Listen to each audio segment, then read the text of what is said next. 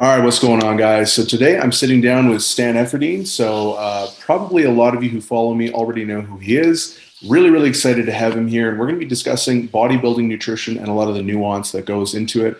Now, for those of you who do know who Stan is, you'll know that he's really, really big into the nutrition scene. He's kind of spearheaded the vertical diet and created a lot of really cool things around nutrition. So, Stan, first off, thanks so much for jumping on. Really, really excited to have you here. Can you give a quick intro for those who maybe aren't familiar with who you are? Yeah, for sure. Stan Efferding, founder of the Vertical Diet. I was a skinny kid, 140 pounds in college, wrestled 98 and 106 in high school. And I just wanted to be a pro bodybuilder. And so I've been a professional dieter all my life. I've gained and lost, I think, well in excess of 1,000 pounds throughout my 30 years of competing, since going back as far as 1986. I've spent a lot of times on both ends of the spectrum, bulking up in excess of 300 pounds multiple times since as far back as the early 90s. And of course, dieting down for bodybuilding competitions and getting as lean as possible, probably 5%, 6% fat, to compete as an IFBB pro bodybuilder. So I've then kind of transitioned now over the last probably 9 years since retiring. I'm 54 now, into helping other athletes learn some of the hard lessons that I learned simply by trial and error initially, back before the internet existed. How to gain weight and lose weight, both men and women, for competing and for performance, and then also just dad bods and soccer moms. The vertical diet's kind of known worldwide now. It's helped thousands of people just lose weight and feel great. Yeah, and I think Hathor for a long time there, it was kind of like a big. That's how I found out about it, anyways. Yeah. Was because you were coaching him and got him pretty damn shredded. And for someone who's like, I don't know what his body weight was, but he was like maybe almost 400 with abs, which is pretty crazy to think Yeah. about. Yeah. And that was an example of when I got a hold of Hafthor. He was 440 pounds. Hmm. And he was a little over heavy. I've always said that powerlifters and strongmen and even football players in the off season, they should periodize their weight. They should lose a little weight to correct metabolic syndrome, which is something that I certainly experienced when I was bulking. Metabolic syndrome would be things like fatty liver disease, high blood pressure, high blood sugars, those kinds of things. And usually weight loss is the number one way to cure that. But strength athletes and strong men, et cetera, they're not really interested in weight loss necessarily. So we just got to try and look at it in terms of a kind of a long-term plan to periodize their weight. So I brought him down about 7% of his body weight into the 390s. And then we bulked him back up for competition. But in the process, we were able to significantly improve a lot of those biomarkers, his liver health, using blood tests, obviously his blood sugars and blood pressure. And the same thing would be true of, say, Lane Johnson from the Philadelphia Eagles, when he was having trouble with his blood pressure and he needed to gain weight. We implemented some strategies that would help him improve that. Kind of my high blood pressure quick fix kit that I've been screaming about to everybody, because that's probably the single most important thing for the meatnecks, for my big powerlifting buddies out there to pay attention to. So yeah, those are fun times. And Hoffer ultimately ended up, north of 450 pounds to set that 1,100 pound deadlift record, and then dieted down to 340, I think, to box in that boxing match. So he's moved around quite a bit. Yeah. And honestly, one thing you said there that I think will go over most people's heads is the longevity piece. Like, so I'm 272 right now. And the one thing that I can definitely say as a bigger athlete is, I think I have a lot more appreciation of a lot of like the health pieces, just because I think it kind of ends up sort of exaggerating things. Like when I was smaller, falling down, running, all these things, it doesn't have that big of an effect. But if I fall down now, like it actually hurts, as stupid as that sounds. And I think that a lot of the health issues tend to be a little bit more magnified. And so you kind of have to start taking that stuff seriously. And like, I've been a huge believer of, whenever you look at the athletes that are the most jacked, the most ripped, the strongest, whatever, they've been doing it for like 20 years. And so if you're really serious about this, and this is something that's part of your lifestyle, you really do have to think about longevity. And I think, unfortunately, like, when I was in my early 20s, that certainly wasn't something that I ever thought of. Now I'm 33. And so obviously it's a lot more of a, preventative pieces are make up a much more significant part of my programming, even in addition to just even outside of the diet. And so I Of just wanted course. to stress that. Yeah. And remember, I ultimately set my, my last world record. I was 45 years old when I totaled the 2303. It was 275 class. And if not purely by accident, one thing I did throughout my career is I had well over 100 blood tests. I did that quite frequently. I use Marek Health, M-A-R-E-K, health.com. I've used a lot of providers over the years to get online blood tests, but these folks were about half the price. And usually cost is a barrier to entry. People just don't want to spend $300-$400 for a blood test. And so these folks put forth a really comprehensive panel that was only $140. I wish I had that, 10 years ago, because I've spent thousands and thousands of dollars on blood tests. And so I learned a lot of lessons along the way. But as mentioned, maybe just retrospectively and purely by accident, because I was competing in both bodybuilding and powerlifting, I wasn't staying heavy all year round. And most of these metabolic syndrome problems occur with the excess body weight.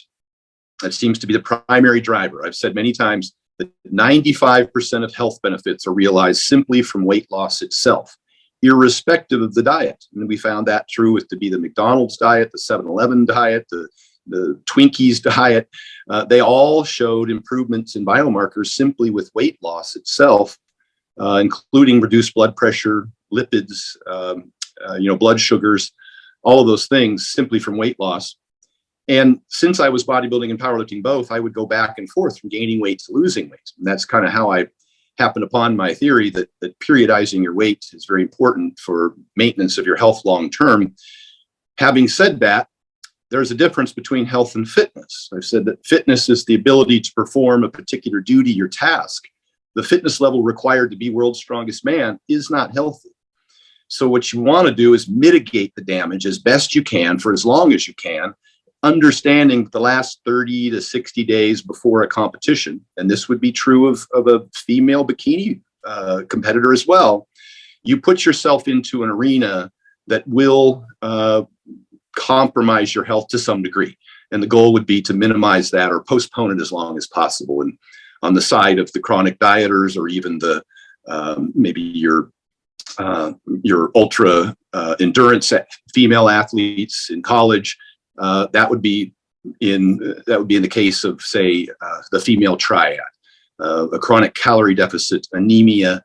They experience some of those problems: low thyroid, hair loss, cessation of the menstrual period, amenorrhea.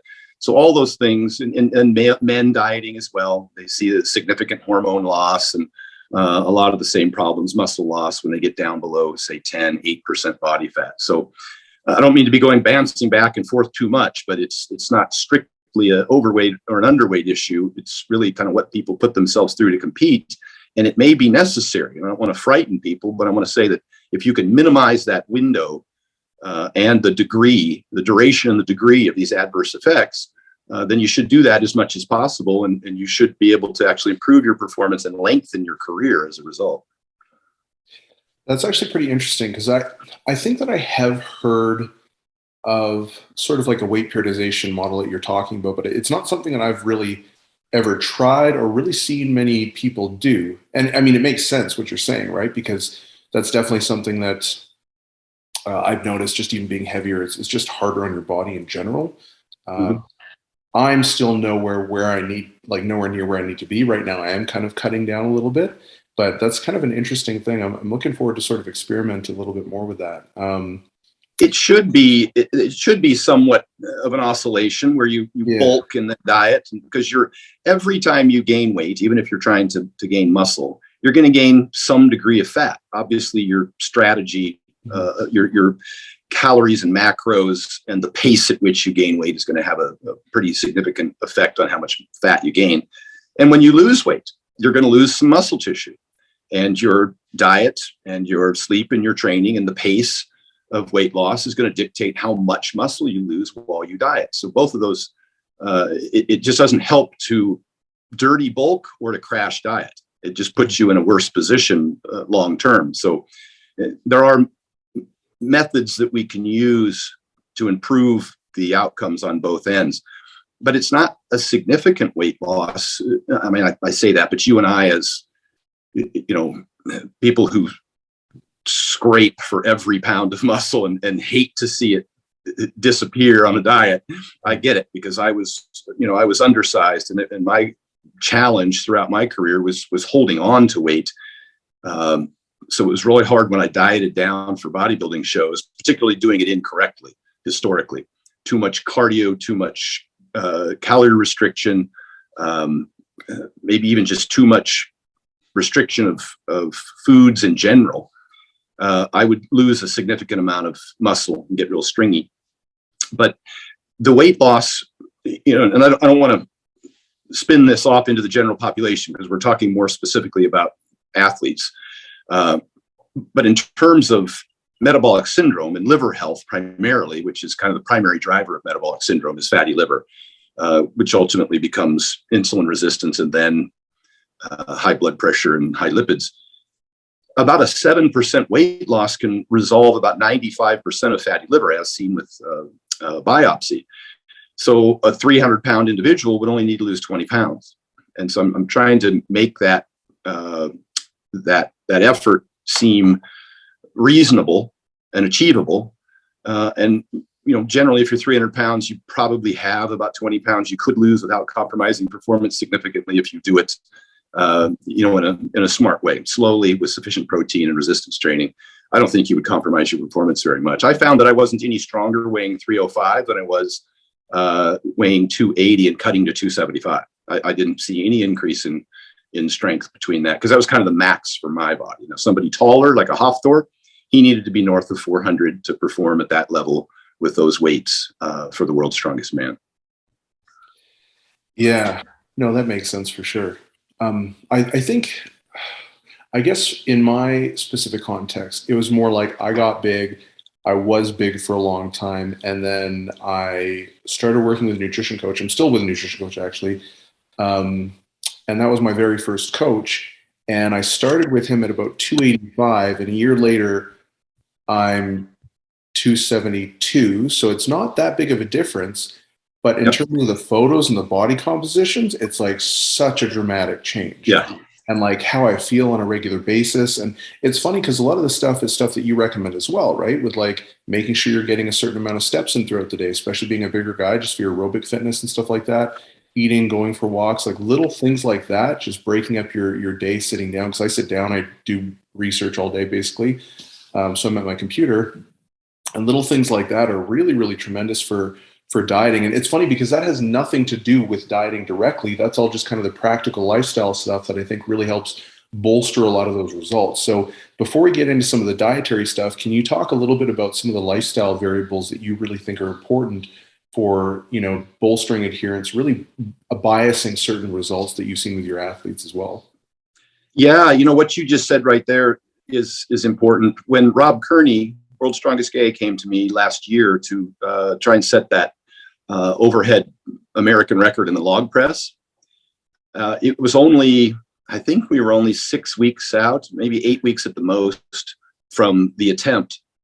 And he said he was feeling pretty crappy. He was actually started losing a little bit of strength.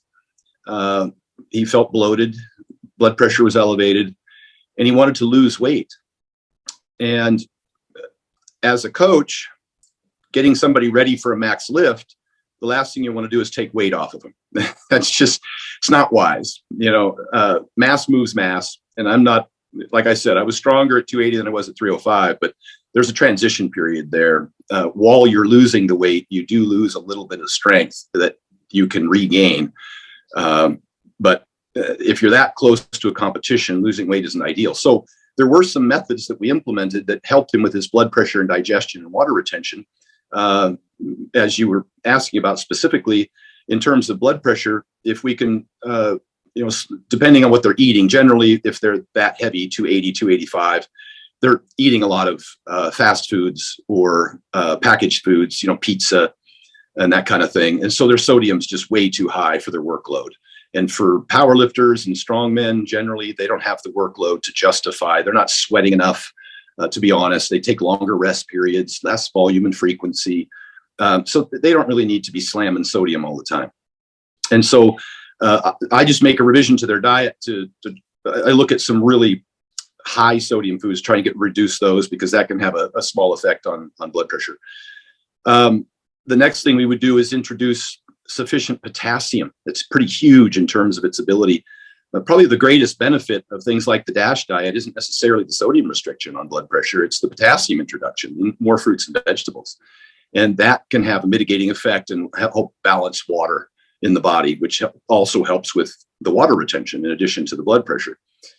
So potassium was big. Calcium and magnesium is another one on top of that. Calcium from food, just make sure they get sufficient, say, cheese or yogurt or dairy if they can handle milk. Those were big. And then we supplement magnesium generally because it's kind of hard to get from foods.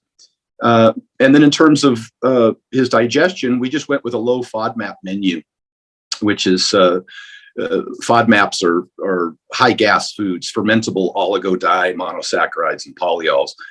And it's a temporary intervention. It's prescribed for people with IBS who definitely have digestive distress, painful digestive distress. But you can experience some relief in gas and bloating at the same time picking more foods from that menu, or avoiding some of the foods that are on their high FODMAP, and choosing some foods that are lower FODMAP without totally going on an overly restrictive diet plan. An example of FODMAPs would be things like some grains, beans, legumes, broccoli, garlic, onions, things that could potentially cause gas and bloating. And so I just pulled those out of his diet and gave him some more lower FODMAP foods, so he didn't have as much bloating or gas. We'd use more white rice for his carbohydrate instead of tons of grains and stuff. And he has to eat a lot of food, and FODMAP foods in those quantities are going to cause a lot of gas and bloating.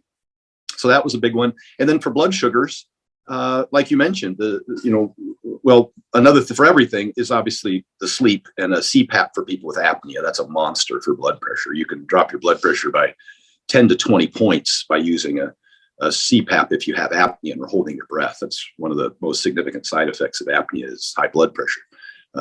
Plus, it's just deadly. It raises your blood thickness as well, your RBC, hemoglobin, and hematocrit. All those big athletes, almost immediately out of the gate, we put them on a CPAP right away, because they all snore and they all wake up tired and they all hold their breath at night. That's just it's a matter of neck girth, and it's unavoidable. Having said that, I've seen some smaller or lighter athletes. Jordan Fagenbaum from Barbell Medicine is only 198 pounds. He wears a CPAP. He's got a thick neck from squatting. So it's really about crowding of the airway necessarily. But certainly as you get north of 250, 260 plus, you're snoring and waking up tired. You probably have some degree of apnea and should use a CPAP, which has a huge impact on blood pressure. And then that also affects blood sugars and insulin sensitivity, and hunger if you're trying to diet, ghrelin hormone, and then you're just compelled to eat all the time. But blood sugars, lastly, we eat protein first in the meal. We take a 10-minute walk after the meal. Those are both huge for controlling blood sugars. As far as the GI classification, the glycemic index, and whether or not a carbohydrate is high glycemic or low glycemic, doesn't seem to be much evidence that there's any consistency to that. One, you never eat those carbs in isolation, which is how they're tested. You always have them with proteins and fats, and so the blood sugar elevation isn't as significant. And two, people are very individualistic. They might respond very differently. And we see that now with all the CGMs going around, the continuous glucose monitors. The people have very different responses to different carbs. And acute responses to, what they call postprandial glycemia, elevations of blood sugar after meals, is perfectly normal, and you shouldn't really have to worry about it. You're just looking at people who have, significant levels of insulin resistance.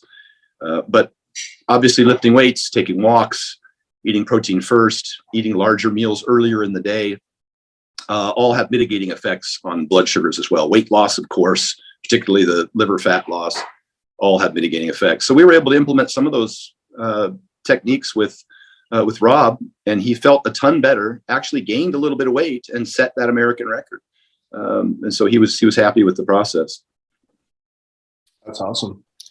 Yeah, I think for me, one of the big things was digestion, because, I don't think you obviously need to be like 270, 250, whatever. Like if you're 140 bulking up to 160, that's still going to be an additional stress in your digestive system. And like, that's one thing that I find is extremely important, especially for adherence, right? Like, is bingo, making sure that you actually feel good and you're not stuffed all the time and biasing certain foods that are going to allow your digestive system just really ramp up. I find that people are like, actually, this is kind of a funny one, because it's like, if you're not bloated all the time, you actually look a little bit leaner, which ends up being a little bit more motivating and can bolster adherence, in my opinion, or in my experience anyways.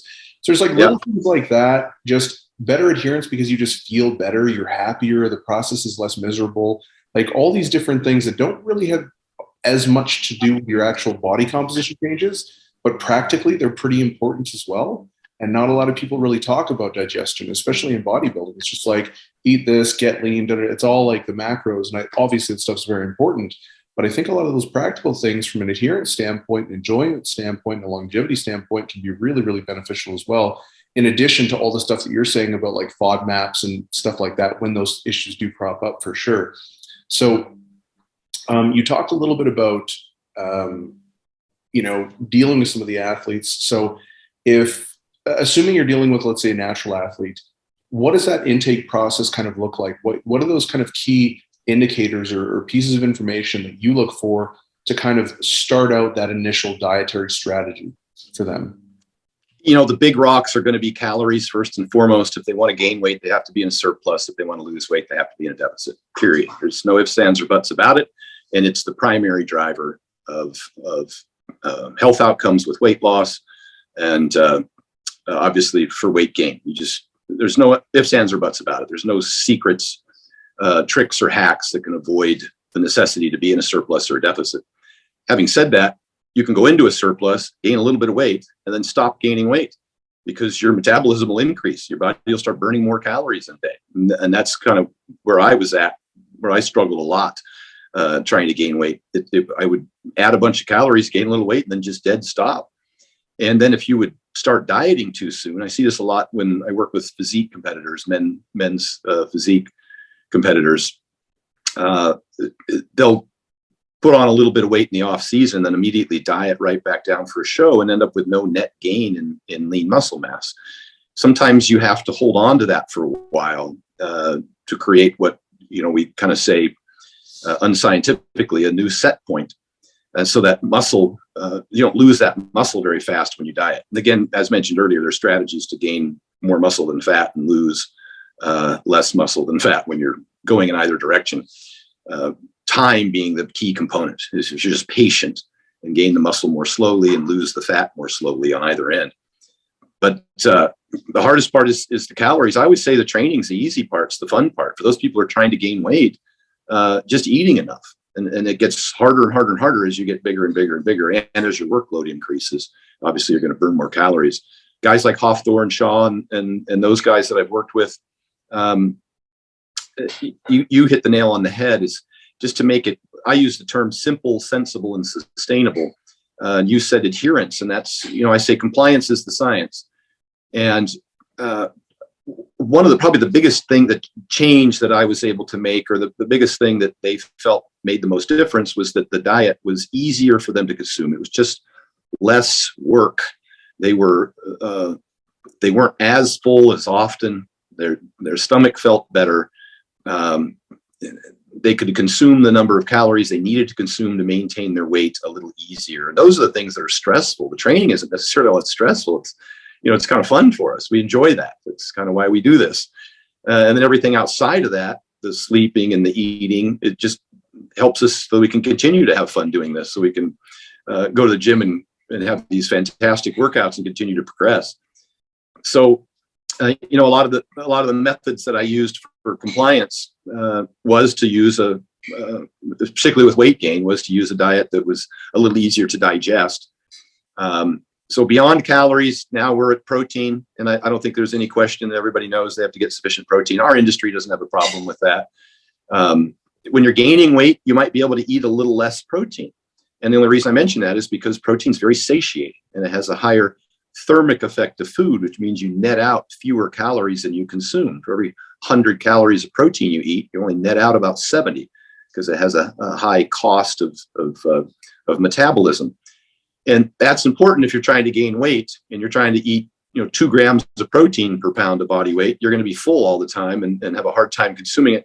You don't need that much. In a calorie surplus, you probably only need about 0.8 grams per pound. So I actually reduced Hafthor and Shaw's protein intake so I could throw more carbs at them. I also reduced their fat intake, which is one of the biggest problems with bulkers, is they just tend to eat too much fat because they see that it's got 9 calories per gram and they can consume their 1,000 calories per meal more easily if it's in a highly palatable, ultra processed, high sugar, high fat food. But the problem with that is that fat's more easily stored as fat in a surplus. It's kind of easy to go over your surplus. It keeps you full longer, satiates you longer. And the carbohydrates are really much better for performance, particularly for people that are lifting. It actually lends itself better to increasing your performance in the gym, which, more sets, more reps is going to give you a better result long term. And it helps with muscle protein breakdown. You only need enough fats for health, to transport nutrients. There's certainly around 0.3 to 0.4 grams per pound. And the rest, I'm driving carbs, and that's kind of consistent with what the ISSN recommends and the NSCA. I mean, for large athletes or for endurance athletes, they're looking at 5 to 8 grams per pound. So 5 grams per pound probably, and for ultra endurance athletes, maybe as high as 10 and 12 grams per pound. So I'm locking in their protein at about 1 gram per pound or a little bit less if they have a hard time eating that much. I'm putting their fats at around 0.4 grams per pound. So a 250 pound athlete that was reasonably lean would take in 250 grams of protein, 125 grams of fat, and the rest would be carbs, and the rest is determined by what their total daily calorie burn would be that would enable them to stay in a surplus. And then ideally, if you're trying to gain mass, we've talked about calories and we've talked about protein, and I've mentioned the importance of the macros after that, how you split up proteins, fats, and carbs. After that is kind of meal timing as next important on the list, which of course this is a scale of a hierarchy of most to least important: calories, protein, macronutrients, and then distribution or timing. Again, the ISSN recommends about 4 evenly spaced protein feedings throughout the day. 4 to 6 would be optimal because your body doesn't have any mechanism to store protein, and so you'd like to get those feedings about every, ideally about every 4 hours. If you have to eat a lot of calories, the smaller, more frequent meals might make that easier for you. But I would suggest a minimum of 4 meals a day for performance to get that protein feeding about every 4 hours or so throughout the day. And lastly on the list, and I hate to say it as much as I focus on high quality foods, is you're going to be your micronutrients. And, for people who are trying to gain weight and generally eating a lot of foods that typically not very deficient in micronutrients, but there are other issues, as I mentioned. If you get sufficient potassium, it's going to help you with blood pressure and with water balance. And so my carbs, I like to start with high potassium carbs. I lead with things like a daily potato or 2 because they have twice the potassium as a banana. Fruit is a great choice. And then yogurt. And then of course your meats also have 100 milligrams of potassium per ounce. So I try and build a foundation of about 4,700 milligrams of potassium a day into a diet. And then if they need more calories and they want to, make them easy to consume, I'm into the white rice, and even going so far as to sprinkle a little dextrose on that. Just mechanically speaking, it's easier to eat more of it. You digest it faster, so you're hungry again sooner. So, and then another strategy would be like the Monster Mash, using ground meats instead of whole steak, because again, more surface area, easier to consume more of it faster in larger quantities, and hungry again sooner. So those are some of the little practical strategies that help people with compliance. Awesome. And I think one of the things that you mentioned that I think is also pretty important is the frequency of meals. So I know, and this is something that I get a lot of, confusion about when I get questions about this is like, well, I've heard that there's not really a big difference between 3 to 4 meals or 4 to 5 or whatever.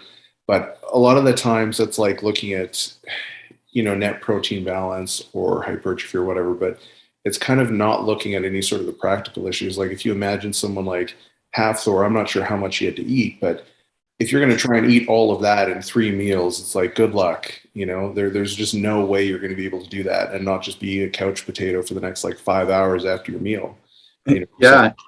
So you hit on a couple important topics. And I said, look, we're talking about sports performance today. We're talking about bodybuilders and powerlifters and competitive athletes.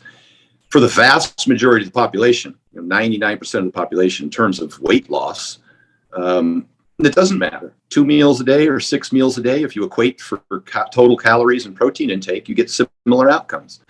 And where you even put fats and carbs doesn't matter. We've seen that in the Diet Fits trial out of Stanford, over 600 people for a year. They studied subsequent trials that have all shown the same thing. When you control for calories and protein, it doesn't matter where you put your fats and carbs for weight loss. You're going to get similar outcomes. It's just a matter of personal preference for adherence. When you're talking about athletes, now the number of protein feedings can make a difference. The carbohydrates absolutely make a difference in terms of the workout performance. And like you just said, in terms of compliance, it's hard to eat 6,000 calories in 3 meals. Those are some large meals. You might need 6 meals to do that. And so those are the decisions that you make that become a priority based on adherence. So you're right on money there. Let me just see here. For some reason, I'm getting a pop-up saying that I only have like 7 minutes left. I'm not sure why that's happening. I've never had that issue before. But on your Zoom? I don't know. Yeah, I've only ever had that for like meetings of 3 or something like that. So I'm not sure why that's happening. But at any rate, that's okay.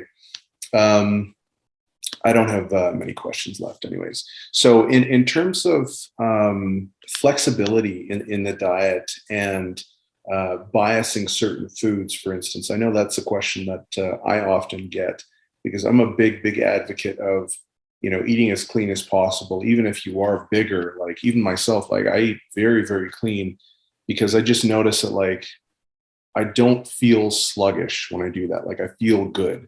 100%. My digestion's good. And I think that if you're like really intentional about mapping out your meals and like you said, the nutrient timing, the food quality, the micronutrients, the fruits, all that stuff, and your meals are structured effectively, you can just kind of ramp up your metabolism, feel really good, have great digestion, all that stuff. But yeah, what are some examples of food? I know obviously you're big on like steaks, and that was actually one thing that I jumped onto. So I got to thank you personally for that because I was like hating dieting. And then I was like, you know what? Fuck it. I'm just going to have a steak a day, see how I feel. And it's like, I get in like 80 grams of protein in one sitting. It's great. It tastes delicious. I don't feel like I'm dieting. So even just from like a restriction standpoint, it bolsters adherence. So that's been awesome for me. I know you're big on like white rice and things like that, but what are some other options for kind of staples for people who are dieting? Yeah, now it's a matter of, I give them a list of what are your favorite foods and have them score them on 0 to 10. And obviously I don't include foods that are 0 and I try and include more of the foods that are 10. I try and meet the criterion first, the big rocks, the calories, the protein, obviously the macronutrients then would be, if their performance to get sufficient carbs. And then I want to get the potassium. And so I try and get them to choose those foods. If they can meet their calorie surplus and eat a reasonable percentage, let's say 10%, 15% of whatever they want. And it doesn't impair, like you said, their ability to eat a subsequent meal or to eat adequate calories, doesn't give them too much gas and bloating, diarrhea. So it's kind of how I measure it, is based on personal feedback on certain foods. Dieters, it's a little more difficult. When you're in a calorie deficit, you've got less room for, I guess I'd say, if it fits your macros, right? Because you're eating fewer calories, there's a greater opportunity for you to go into micronutrient deficiencies. You might not get sufficient potassium if you're eating just white rice and not the potato, because there's 1,000 milligrams of potassium in potato and there's about 0 in white rice. The same could be true. This whole diet recommendation is really kind of an anti-diet recommendation. The guru diets that we're all familiar with from days of old, and some people still recommend them. I can almost predict when somebody goes to a nutritionist or to a guru bodybuilding dieter, I can write out their diet on a sticky note in 3 seconds. It's going to be egg whites, tilapia, broccoli, chicken breast, and that's about it. A little protein powder, maybe a dollop of peanut butter. There you go. There's your diet. Just saved you $100. But the fact of the matter is that they're unnecessary. I think that they're deficient. They're over restrictive, so people end up binging. And my biggest concern is that when you eliminate things like red meat, got you back there? Yep. My concern is when you eliminate things like red meat for women, now you got, especially in a calorie deficit in the diet, they very commonly suffer from anemia. That's where your iron's at. When you eliminate whole eggs, or at least one egg yolk, now you've eliminated choline and biotin, skin, hair, and nails, liver protection. Then they end up getting dry, hair, and these calorie restrictive over cardio diets with not insufficient sleep, they end up with hypothyroidism, and now that brittle hair starts falling out. Those are my concerns with the over restrictive diets. And it's not a lifestyle that anybody wants to maintain. And these days, when you're dieting, especially women for shows, they have to diet for much longer. They can't just diet for 60 days anymore. The conditioning of the women is such that they're generally dieting for 6 months. So that's what I'm cautious about. I don't care if people throw in some of their favorite foods. Hofthor would eat an entire meal, and then he would down 1 or 2 peanut butter and jelly sandwiches on white bread. And it was just, to get more calories, and it's what he enjoyed. He'd put some honey on a little bit of oatmeal, but he wouldn't eat, gigantic amounts of oatmeal, because that might cause gas and bloating in excessive quantities, depending on how it's prepared. I like to do an overnight soak in apple cider vinegar or yogurt to get, to ferment the oatmeal so it's kind of pre-digested. So it's really up to the individual. I'm not going to ever suggest that, eating a Pop-Tart here and there is going to impede your performance. I'm just going to ask that, you meet the big rocks and you're cautious with things that can throw your whole digestion out of whack. And you said something else about a schedule. Your body likes a schedule. It likes to eat at the same time every day, sleep at the same time every day. It likes these schedules. And it also kind of likes the same foods that it gets used to, which is why I'm careful to put some variety in there, so I don't, unnecessarily create any resistance to other foods that they might eat. I don't want people to end up in a situation where they're so limited in their selection that their body reacts poorly.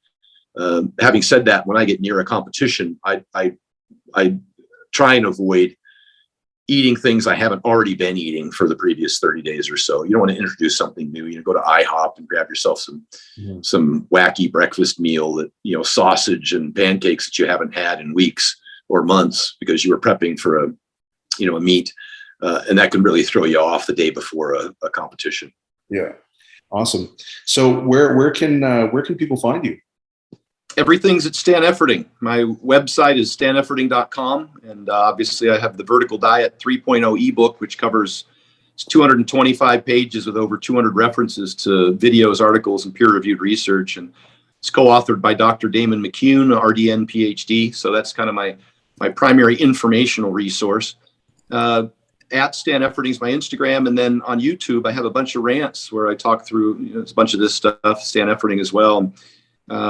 Certainly lots of different, YouTube content is on there as well for free.